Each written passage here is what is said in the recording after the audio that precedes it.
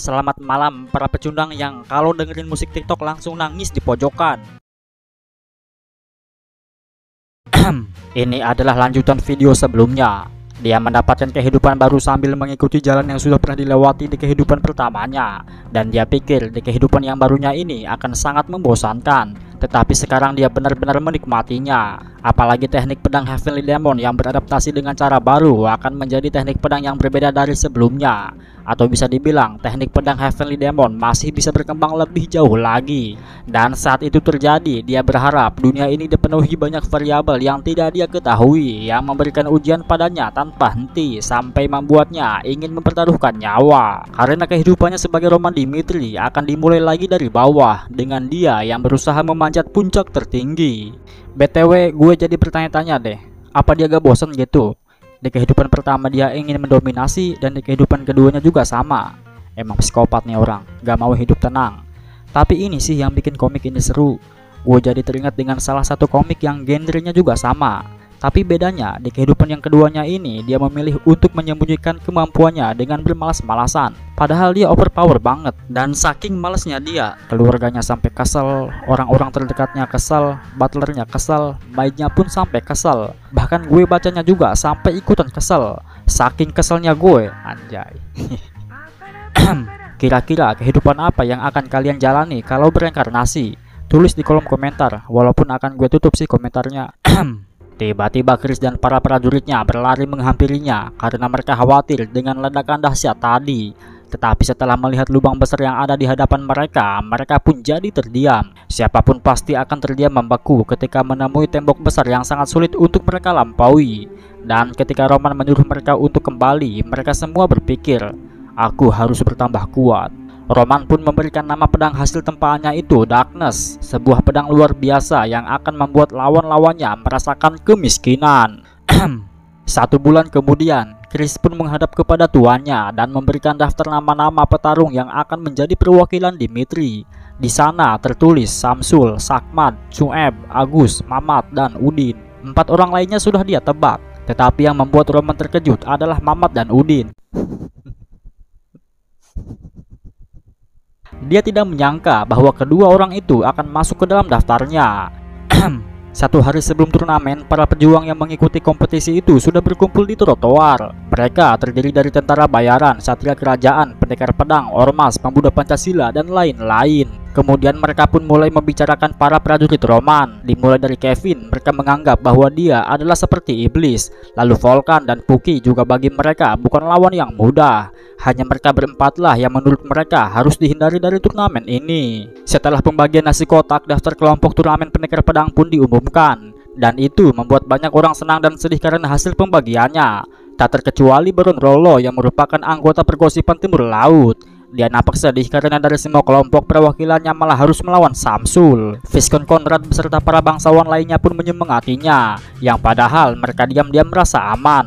Terutama Conrad, dia merasa lega karena prajuritnya satu kelompok dengan Mac Barney yang dianggapnya sebagai bajingan buntung yang lemah, dan sudah menduga bahwa keluarganya pasti akan menang dengan mudah. Dan setelah dangdutan, sang pejuang dari Baron Rollo pun memasuki gelanggang. Baginya, ini adalah sebuah kesempatan untuk membuat tuannya dan para penonton terpukau, juga untuk membuktikan kemampuannya. Tetapi ketika dia memasuki arena, dia merasakan tekanan yang amat dahsyat dari musuhnya. Lalu saat sang wasit mengibarkan bendera tanda dimulainya pertandingan, tanpa pikir panjang, dia pun langsung merangsek maju. Namun sayangnya, Chris berhasil mengalahkannya hanya dalam waktu 3 detik. 1 detik mencolok hidungnya, 1 detik untuk membuka resletingnya, dan 1 detiknya lagi untuk memukulnya. Alhasil, Chris pun berhasil mengalahkannya dengan sangat mudah. Dan pertarungan itu pun tercatat sebagai pertarungan tercepat di dalam sejarah turnamen. Selain Chris, Sakmad, Agus, dan Sueb juga berhasil memenangkan pertarungan pertamanya dengan sangat mudah. Sehingga para petarung yang melihat hal itu pun jadi semakin merasa sangat mustahil untuk bisa mengalahkan mereka. Dan satu-satunya harapan yang tersisa adalah mereka harus menang melawan Mamat dan Udin.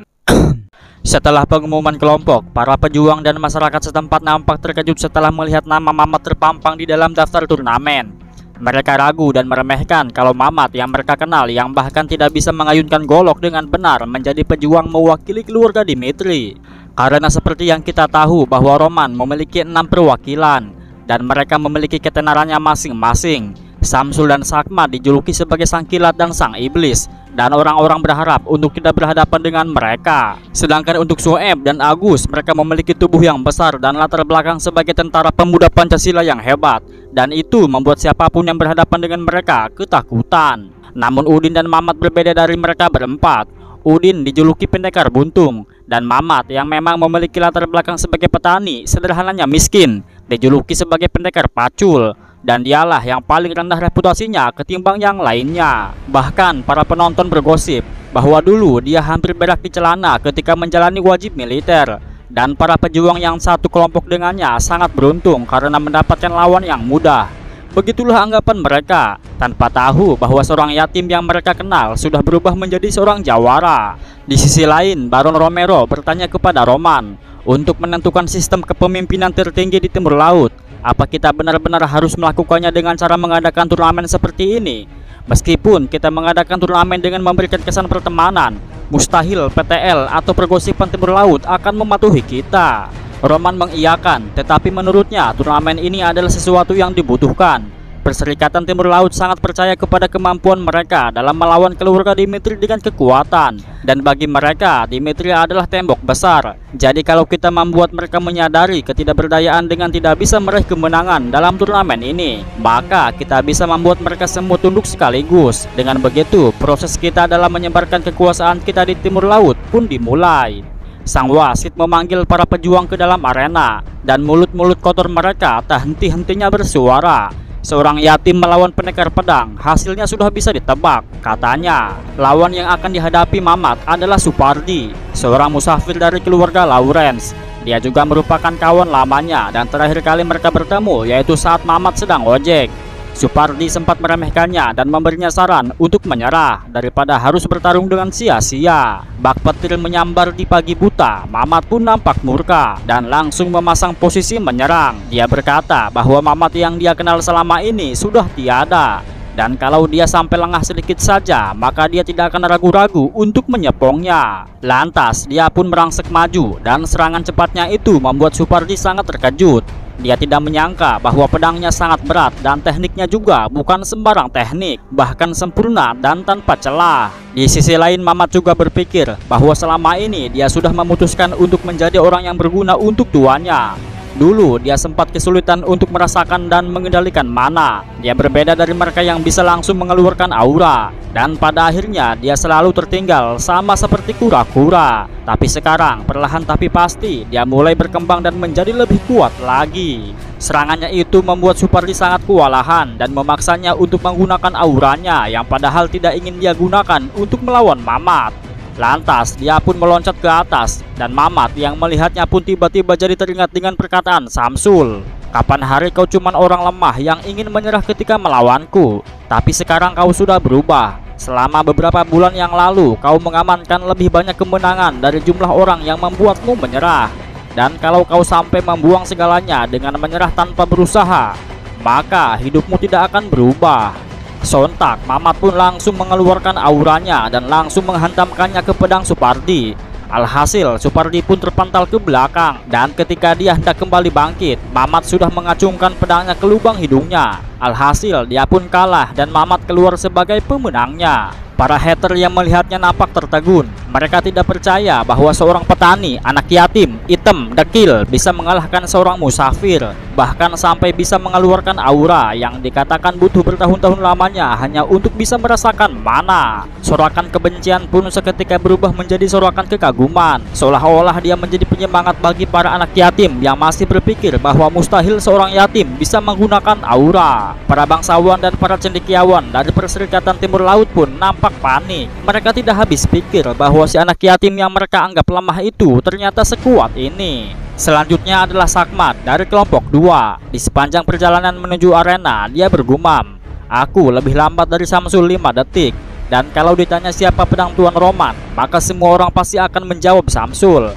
Ini tidak bisa dibiarkan." Dan untuk itulah dalam turnamen ini dia ingin membuktikan kelayakan dirinya. Lawan yang akan dihadapinya adalah Mustafa, perwakilan dari sekte ubur-ubur. Mustafa yang tahu bahwa lawannya adalah sang psikopat dari Dimitri berinisiatif untuk melawannya dengan seluruh kekuatannya dari awal. Tetapi sialnya serangannya itu berhasil dihindari dengan mudah dan Sakmat berhasil menerapkan tinjunya ke ulu hatinya. Tak menyerah, dia kembali mengayunkan goloknya ke sana kemari dan secara tiba-tiba wajahnya terkena hantaman yang membuatnya kelimpungan. Dan dari situlah Sakmat menghajarnya tanpa henti sampai-sampai Mustafa harus memohonnya untuk berhenti. Dengan begitulah Sakmat membuktikan kelayakannya dengan menghancurkan semangat hidup lawannya.